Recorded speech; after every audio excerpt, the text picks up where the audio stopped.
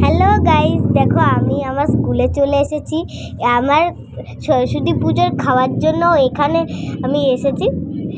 আর এখানে দেখো কত বাচ্চারা এসেছে। এর মধ্যে অনেকেই আমার চেনা।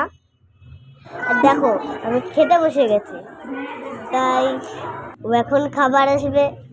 আর আমি ততক্ষণ আমার বান্ধবীদের সাথে একটু দুষ্টুমি করে নিলাম, তারপরে এসে গেল খাবার। তা এই যে খাবার আমাদের চলে এসেছে, ম্যাম দিচ্ছে এক এক করে।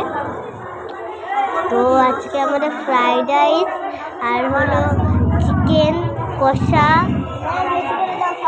ম্যাম আমাকে দিল। তো আমি এবার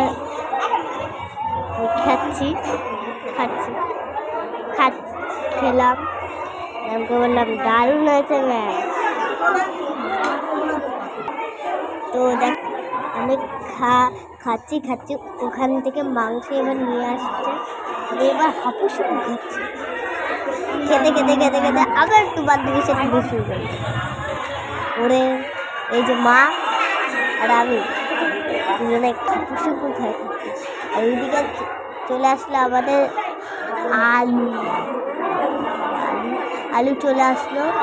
ওই যে আমাদের সহজ পাঠের ম্যাম আলু দিচ্ছে, আমাকে আলু দিচ্ছে। এবার আমার মাকে আলু দুটো, আমাকে একটা। এবার আমাদের মাসির চিকেন দিচ্ছে। আমার বান্ধবী মাকে দিল, এবার আমাকে দিল, এবার আমার মাকে দিল।